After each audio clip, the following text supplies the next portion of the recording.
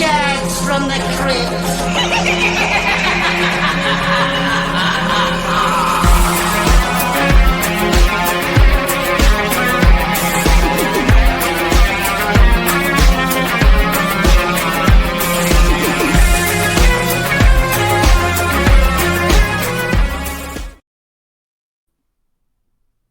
Hello, boils and ghouls. Welcome to a special mini review episode of Dance for the Crypt, where we will be discussing the new movie, Queens of the Dead from Tina Romero.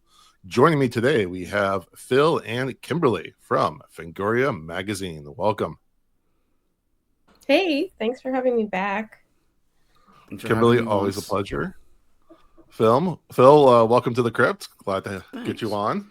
Do I need to do Crypt Keeper puns the whole time or no? You do you, man. All right, great. And, just checking. And a special shout out to John Kassir, the voice of the Crypt Keeper, whose birthday was yesterday. So I hope you had a great birthday, John. Normally, when we do our mini reviews, there are Patreon exclusives, a little extra treat for our patrons. But there's a movie that just came out that we want to put a big spotlight on and get the word out as much as we can. Again, Tina Romero's daughter of George A. Romero has a new movie out called Queens of the Dead. So we thought, let's do a mini review, put it out on the free and YouTube and everything, and try to get as many people aware and checking out this great new movie as we can. Really fun movie. And I got to see a special screening with the writer and a bunch of the production crew, and star Katie O'Brien. It was a pleasure to meet. And Kimberly, you saw a screening in New York?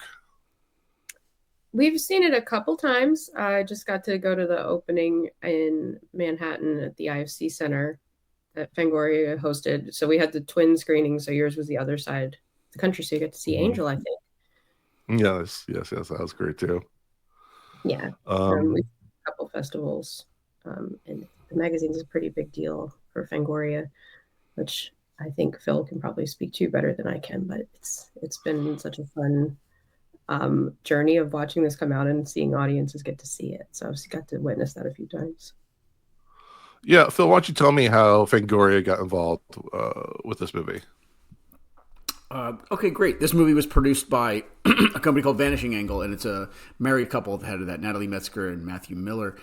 And we had worked with them a couple of years ago on a movie called Werewolves Within, which Josh Rubin directed, and they're 2 for 2 on Fango covers now, because that one was sort of a lot of back and forth with them trying to navigate how do we. They wanted the cover, and I'm like, sure, let's give you the cover, but they didn't want to show us their werewolf. And if you've seen that movie, you kind of understand why. It's a big reveal at the end of the movie, and I was trying to navigate all that, and we ended up doing what looked like a soul duet album cover of Sam Richardson and the Kessler Wolf from American Werewolf in London, because it was also the 40th anniversary of that, and kind of made that work.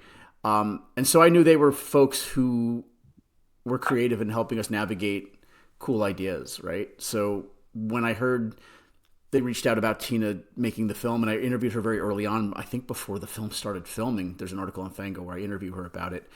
And I just got a really cool feeling about the movie, and I was really looking forward to it. She'd never made a feature film. I didn't know if it was going to be any good, but we were like, what if we do a set visit? And what if we take a writer and turn that writer into a zombie in homage to Fango? I believe it's Fango 43. Is that the number? Where it's Tom Savini and the editor of Fangoria on the cover as a zombie. And I thought, what if we recreate that? And it was kind of banging my head up against the wall for a lot of people. A lot of folks internally didn't get it. A lot of folks on Tina's side weren't sure they understood what it was about. But there was a lot of faith on both sides. And so they let my writer come to set. She's in the background in the crowd scene at the end of the movie. But she also got the deluxe zombie treatment for our cover shoot, which took a little time, but we got it. And if you folks haven't seen it, I'm very proud of that cover. That's Zero Gravity. There's the zombie, and there's Tina Romero. And I've said to somebody this week, sometimes our covers are last-minute scrambles. If movies fall through, a picture comes in, and it's not something that I can put on the cover of the magazine for one reason or another.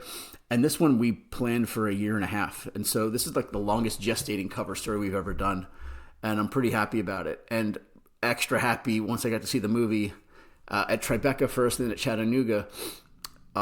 the movie just works. It just plays to a crowd. It plays so well. There's like emotional things in it that all respect to George Romero. He's my guy, but like there's emotional things in this movie that are a Romero movie never got to get to, I think. And I think it's really kind of really special moment in genre history, honestly. Yeah, definitely. Let's get into the movie itself. Because the movie's new, I want to avoid any big spoilers or deaths or anything. So I'm just going to do a quick high-level synopsis. In in Brooklyn specifically, don't want to get in any trouble with that one. The night is set for a glamorous, drag-filled warehouse party at the Club Yum, where drag queens, club kids, and frenemies gather for one big performance. Promoter Dre is trying to pull everything together. Dre, played by Katie O'Brien, is trying to pull everything together. The headliner has dropped out. Performers are balking. Nothing's going right. And then among the glitz and glitter, a zombie outbreak hits. The undead shuffle into the club, turning what could have been a night of drag and dance into a bloody night for survival. Again, that's the very high level. And there's a lot of really great cameos that show up at different parts in the movie that I was really surprised by, really tickled by, I really enjoyed. Kimberly, what are your thoughts on this movie? When we were talking about like what Phil wanted to do with the magazine, putting it on the cover and everything, like I knew I was going to like this movie. I knew this was a movie for people that I relate to and people in like my bubble, and I knew that was coming. What I did not anticipate is how much this movie is relatable for everybody. That this is a movie that if you give yourself a chance to watch it, it's hilarious, gives you a full spectrum of emotions.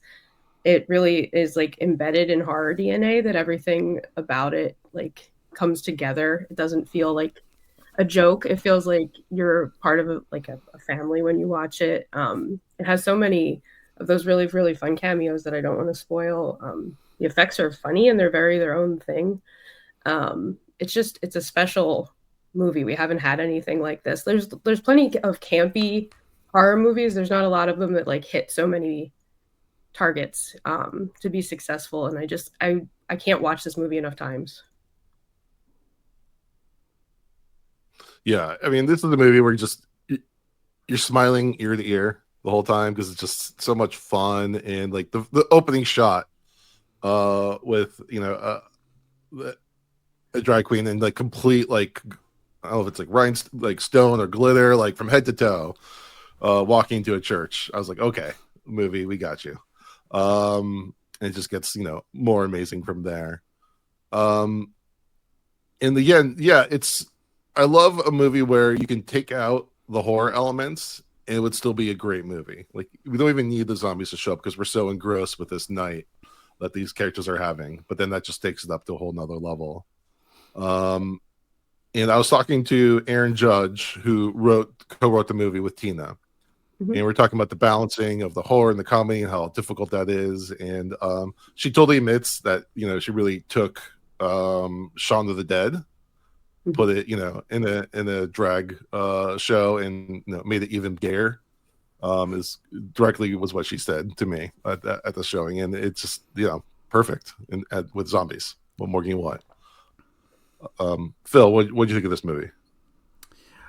Big fan. What I think is special about the movie is that you probably, if you've seen online, you've seen a lot of pushback from this sort of thing in the horror bro circles, right? And it's so unfounded. It's not just like, because there's a sentiment out there that something's being taken or something's being appropriated, something's being turned into something that it's not. And to me, from Dwayne Jones in Night of the Living Dead to Galen Ross of Dawn of the Dead to Day of the Dead, where Romero starts to decide, maybe the zombies are my real underdog. He's always been about the underdog. And this is just Tina picking up that baton and fucking working. And I think it's such a logical extension of Romero's work that's what put a big smile on my face. I mean, I'm a straight old white man. I'm not here for I don't need to be banging a drum of representation going, yeah, get yours. To me, the grin on my face was that, yes, this is where this Romero legacy should be going. It made total sense to me. And the cameos augment that. There's some really clever work in the score that does that really catches you off guard emotionally, I think. And the movie itself is about a legacy, which I love. It's Dre is like, my event is tanking. I created this thing and it sucks now. I don't want to stop now. I want to go out on a win. That's her motivator when this movie starts. She's saying it into the phone. This is my legacy. And to me, that really just made my ears ring in terms of how I wonder what version of that conversation Tina Romero heard in her household growing up, right? Romero was always trying to make the next movie, and he always talked about how, I'd love to make a Tarzan movie. I'd love to do this or that. And his legacy, like it or not, was zombie movies. That's what the people were writing checks for. But the idea that this movie puts legacy in the plot, and Samanse's legacy, I blew my drag act and I can't get on stage again. That kind of stuff felt so authentic because I think it's authentic to Tina Romero's experience, right? So all that shit is going on, and also it's a zombie movie. Like, it's a packed, stacked movie with characters, with theme, with subtext. It's about something, and then the zombies try to eat them. Like, I love that shit. I love when you can make a movie that's about something. And I wish that the bros, the old heads, saw what I see in this movie, which is that we'll watch Korean horror, we'll watch Korean comedies, we'll watch foreign anything, but when we put the word queer in front of it, suddenly there's a wall.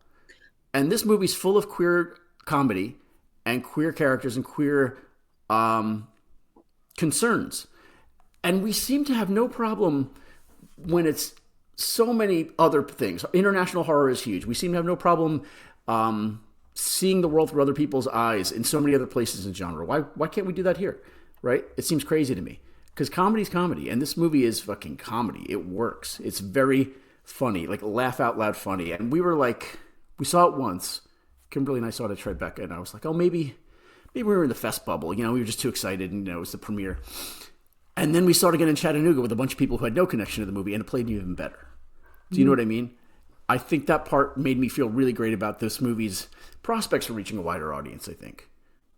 And I think that Tina set up twice for people to not receive this movie seriously because of what you're talking about with the queerness in front of it, and also being Romero's daughter. People just assume things from hearing that she's already battling against before anybody knows anything about the movie. And it's just one of those things that you have to sit down and watch because it's so character driven. You don't feel like you're watching an episode of Drag Race. I know that's built into it, but it doesn't feel like it's not for you. It feels like you're just getting to watch this. I mean, they're a chosen family, which makes it a more relatable story for, I think, a lot of people once you sit through it. And it's written so well, and it's so funny. Erin's a comedian. She's very talented. The jokes land correct. They don't land like they're planted just for camp. It's campy because it's drag. It's not actually a campy story. The story is very heartfelt and very real. Yeah, I mean, Phil, going back to what you're talking about, how the bros might react to this, I'm wondering if the same type of people may have had the same reaction back in the 60s about, a black man leading a horror movie. Mm-hmm. It's just kind of like the cycle repeating itself. And there's always going to be that contingent, and but we're just kind of moving, but we're moving forward, to the next thing. It's possible, yeah. I mean, what kind of the thing that I always remember is that their story, their narrative is that Romero and his team weren't trying to make a statement with the black lead. He was the best actor, right? But whatever their intention was, they saw the reaction, and then they made a choice to lean the hell into that in Dawn of the Dead.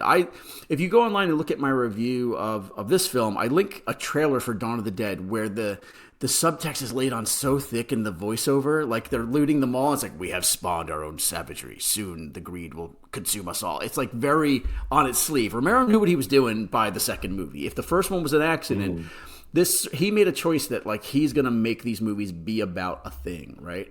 And I think that there's a lot of pretenders to the Romero throne who are not as interested in making their movies be about a thing. And this movie's about a thing. And if it's laid on a little thick at times, go watch that Dawn of the Dead trailer again. It's a family tradition. I can say that, right?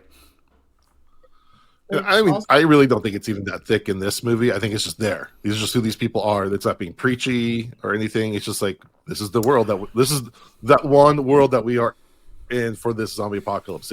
You could go one block over, it would be, a bunch of hipsters and, a Scotch bar or wherever it may be. This is just the one keyhole we have into this apocalypse. Yeah. Kimberly, what were you about to say?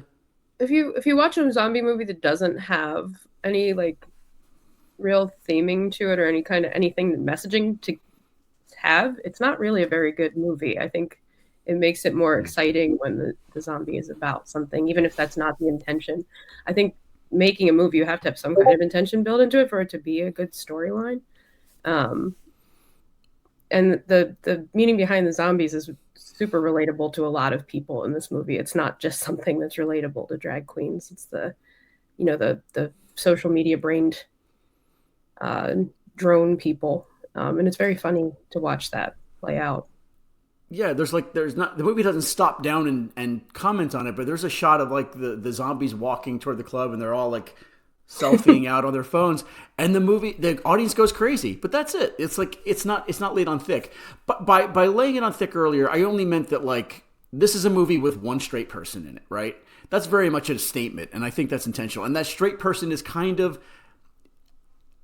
people will criticize it, but I thought it was kind of a brilliant stroke that the straight person's kind of a stereotype of a straight person.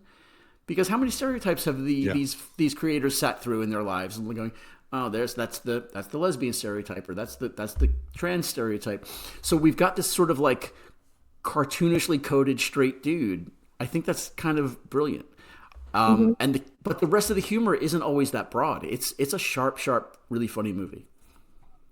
And even that character isn't played a fool. I mean, he's played a little bit of a fool, but not to any disgusting point. And because his sister is a lesbian, he still loves his sister, so therefore he loves his sister's wife, and he's gonna be there to protect her. And I thought that was really sweet. Mm-hmm. Sure. We listened to the Q&A a couple times. Tina talked about it on a few pods where that was a relatable storyline for her to have built in there. But she also talked about how her dad would put these very characterized zombies in films, like the Hare Krishna zombie, it's very related. And that this is unrelated to the brother, obviously, but just to be able to do those, it's not laying it on thick, but it's these typecasted zombies that are kind of fun and memorable. They get their you could have an action figure of some of the zombies in this movie, and I think that's a really fun way to have a zombie be memorable, because otherwise, what is a zombie? It's just a mindless person walking around biting people. They have their own little personalities, and I think that was a neat thing she built into it. Yeah, I mean, that's the hallmark of a Romero zombie movie is, you can look in the background at what each individual zombie's doing, and they each have their own character, even as mindless zombies. Sure. You watch them enough, you're oh, there's the baseball jersey guy. There's the football helmet zombie. Yep. Exactly. And I also, this movie comes out within a couple of months of the 40th anniversary of Day of the Dead. And I love that they did an homage to John Harrison's score from Day of the Dead as well. Shout out to Blitz in Berlin, who did a lot of the score for this. But the music was really fun as well. Yeah, this movie, here's my tip for marketing people. Put the score of a movie on Instagram the day the movie comes out. I like that Kesha song, but if we have to use it for every single Instagram story where we're promoting this movie, there's other stuff in this movie. And I thought the score was fantastic. Those guys, Blitz Berlin, are really talented. And the is it a spoiler to talk about the score? But they take a sort of a club anthem and remix it with John Harrison's Dead Suite from Day of the Dead in a way that, I'm not embarrassed to say it, I got emotional when that happened because of when it happens in the movie and stuff, and they turn it into its own thing where the past and the present are colliding, and you're watching this movie and you're like, this Tina Romero's this next generation of this kind of storyteller. It's just really a very cool moment that I don't even think they could have planned for. It's like alchemy. It just works so well. Yeah, and that's the best parts when they just kind of organically okay, this is the perfect synergy of this moment. All kind of comes together. And I also like that this is an Easter movie. It doesn't even say Easter necessarily, but there's a lot of things that tell you that. And I was talking to Aaron about as well. The only other Easter horror movie I could think of is Critters 2. So like that's just a fun time to place a horror movie. And it's also like the nurses handing out Jello shots, red wine Jello shots for Easter. I thought that was really, really funny. And actually, the guy I'm blanking on his name, but the guy who was the producer of the movie that he talked to, he plays a zombie in a Easter bunny outfit. At one point, he has a cameo as well. Yeah. So the others, you can tell they're having a lot of fun. I love when you know the cast and crew are having lots of fun with it. That just comes through, especially for something as grueling as a low budget zombie movie can be. Go ahead, Kimberly. Oh, I was thinking about what the other day when we saw the hairdresser. What is his name that was in the movie that we didn't even know? Mitch, yeah, was in the film as a zombie, and we didn't even know. There's just so many people in here. Mitch has black hair and a beard, and for the he's a very prominent zombie in the film, but he's a blonde drag queen in the zombie, which I missed that part. But to your other point about having fun on a low budget thing, I got to be on set for this because of the magazine piece, and it was about 100 degrees in there. It was July, maybe August, and it was hot as balls, and it was in this sort of like hollowed out industrial factory complex.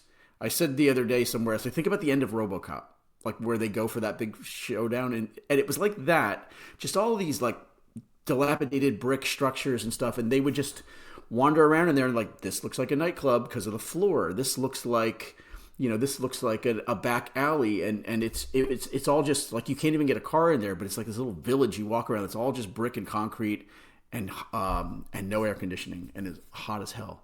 And they were having fun on that set, but I was not, because I'm not about that set life, and it was about 100 degrees in there, and I didn't care for it. I've had the pleasure of talking to Tina a couple times, but something else that she said on a Q&A that really resonated with me is how much like she was telling herself in like situations like that, it was so hot, it was so hard to make this movie, they had all these time constraints, like everything felt stacked against her, and it was like, is anybody even going to watch this? And she would hear her dad say, like, you're making a movie, go have fun with it. And she really did that. Like, everybody that you talk to that was involved in this project is just, such a upbeat, positive person about it. But it's I needed a movie that made me feel good. And like Angel wrote a piece the other day that really resonated how I felt about it. Like, everything makes me feel like shit, and I don't want to feel like shit when I leave a movie anymore. And I think it's just that Tina churned all of that, like, stuff she was reflecting on herself and like that outlook that she wanted to have about feeling good about what she was making into the movie. Because I actually like I said, I keep watching it, but like I needed to feel good after I walked out of a movie theater, because I don't feel good any other time anymore. Yeah, one of the things that Aaron brought up was that they intentionally kept the body counts relatively low, at least compared to what you usually see in the zombie movie. We're just waiting for like the last couple people to be left. And again, we're not going to give any major spoilers, but like I was like, yeah, actually, it kind of felt good to not have like my heart stabbed over and over again with all these constant deaths. Yes, there are a few that definitely hurt, but like to actually see them, a good amount of people survive in there. We don't know what future they're going towards, but to at least see them together, especially Kitty and Ricky Lindholm, who I'm a big fan of. I want to see a movie about them together. They're alive, because they were great.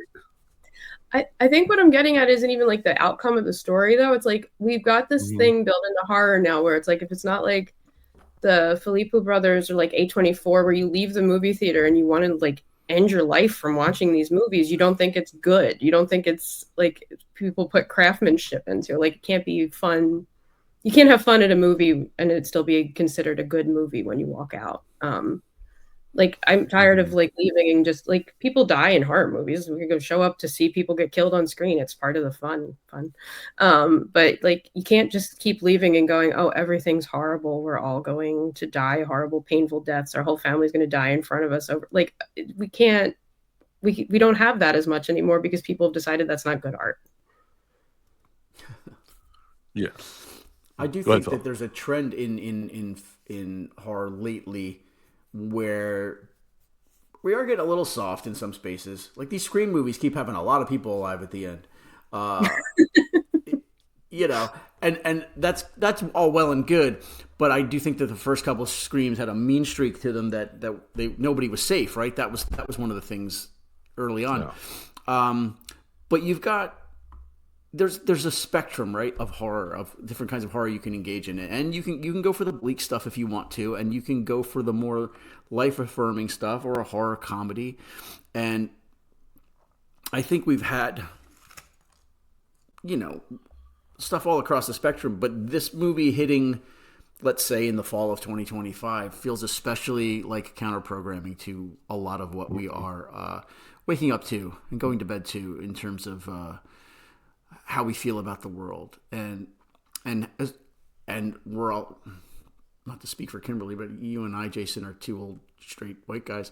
And, you know, if we feel like that, how do the people represented in this film honestly feel right now, this year, this month, in this country? This is a gift to, like, this is like an exhale. It's such a great breath of joy. And it's weird to say that about a zombie apocalypse movie, but it is, you know? It felt good to watch it. I want to watch it again, to Kimberly's point. I'm excited to see it again. I've seen it a couple times.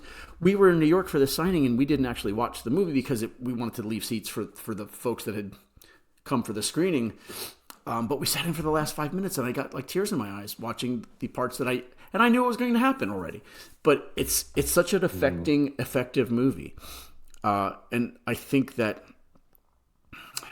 you know, one of the reasons you're doing this podcast is because you want more people to see it.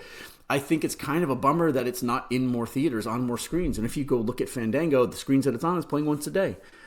That kind of sucks. So I hope people do find this movie. I do too. And I mean, if enough people show up the first weekend, maybe they'll put on more screens the next weekend, and so on and so forth. Or they'll get, you know, wider, you know, VOD acknowledgement. So vote with your wallets. Yeah. I should probably, for the audience who makes it this far into this podcast, maybe clarify, like, I'm a horror comedy person. Like, those are the types of movies I like. They're the types of movies I grew up on. And, like, I mean, maybe I don't acknowledge any movie after Scream 3 in the Scream franchise, but, like, for something to be, like, high quality in this movies as, like, a first feature film is a really high quality, well written, great production. Like, all thoughts of, like, preconceived things aside, it's worth the watch, I think, for anybody. There's plenty, like, how many people love the Rocky Horror Picture Show just because it's been around since the 70s, but are like, oh, I don't want a drag queen zombie movie? It's like, well, yes, you do. You just don't know because you're not giving it a chance. I think there's this validity to these people, like, having this idea that's social media based, where everything's divisive because it's not like what your regular programming is, but we'll go, like, watch the Rocky Horror Picture Show with their family somewhere. Like, there's merit to it that gets knocked off before people know anything about it just because they hear the word drag queen, even though that's into so many things. And let's point out real quick, Elvira is literally a drag queen. Yeah. Freddie, in the strictest definition of the word, is a drag queen. That's a heightened character in an iconic costume, dropping one-liners and being campy. That's a drag queen. Drag queens aren't running around with dildos coming out of their ears. Like, it's a very sort of chaste kind of, you know, is it sexualized in a way? Yeah, but is only in as much as, like, Lillian Munster is sexualized. You know, it's right. A look. Go ahead. I know I'm in my LA bubble, but we even have, like, drag queen bingo night at my synagogue, for God's sake. And, like, the old ladies love it. They show up in droves. They can't get enough of it. So people need to get over themselves and, like, you know, open their eyes at least a little bit. I don't know.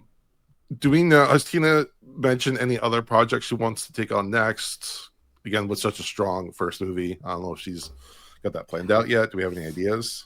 Well, you know, if Oz Perkins is anything to go by, she should get that next movie going quick. I mean, that guy just starts a movie before his first movie's out.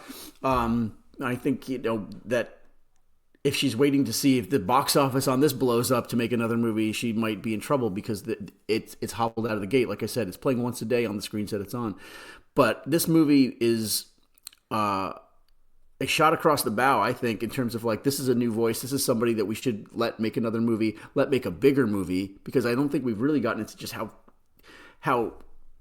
I was going to say cheap, but like, this is a low budget movie. This is a movie mostly shot at one location. This is a movie with a kind of a finite cast of characters, although she maximizes it, right? It's people who, you know, who I don't know the budget. I don't know anything like that, but I know this movie was very small. And I know that with a bigger budget, Tina could like probably rock our worlds pretty well. And I hope whatever she has coming next, it's not another zombie movie. I hope that she gets to go somewhere else, right? If she wants to come back to zombies, cool, but like, you know, go do another thing. Yeah, we don't want to be like, pigeonholed in that. Yeah. Actually, one interesting tidbit is that Maggie Gyllenhaal's Bride of Frankenstein was filming like right before they were filming, and they let them have a lot of their leftover like fabrics and materials and stuff to use on this one too. Because, you know, when you think about it, the costuming for this movie, it probably is the biggest expense to some degree. So, well, you know, I think the costuming is ingenuity over anything. I think that was a point that Tina made in one of the Q&As where she said, you know, drag queens know how to make an outfit for $10. You know, right. and if you've ever watched Dragula or seen any of that stuff, a lot of that shit's pretty, you know, masking tape and chewing gum. But the wigs didn't even show in this movie. If you ever have a fashion mishap in a nightclub, you should hope a drag queen is nearby, because they will help you, whether you like split your dress or ripped your tie. Like you will feel better, because they learn how to make things quick. And it's just a little tip from me, but it's been a big tip to their creativity that they pull off what they do, because I mean, most drag isn't a high budget production and they make it look damn good.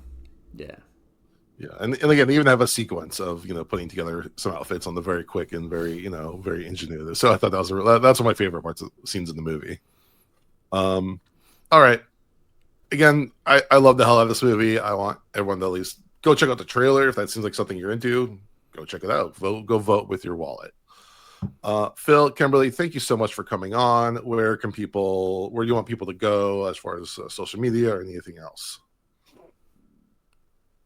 Well, I mean, we have our website, which is fangoria.com. If you're a subscriber, we have our whole subscriber community, which I help run. We're always spreading the word about the magazine, but we're at Fangoria on all social media, so it's pretty easy to find us. If you don't know what Fangoria is at this point. Oh, we probably should have started there. But you're also Crazy Sexy Ghoul is a great handle. Always. My TLC handle. Phil, anything you want to throw out, or any upcoming issues or Fangoria projects, films you want to tease out? No, I don't have anything to do with the films. No, I agree. People should go follow Kimberly on social media. For some reason, leave me alone. No, you know, hey, go to the magazine, subscribe, do what you got to do. All right. Well, I appreciate you guys for coming on. I appreciate everyone for listening. I would appreciate people if they would give this episode a rating and review on iTunes, or rating on Spotify. Give us a like and subscribe on YouTube, and follow us at Dads from the Crypt Talk on TikTok. And with that, I thank you for listening to Dads from the Crypt.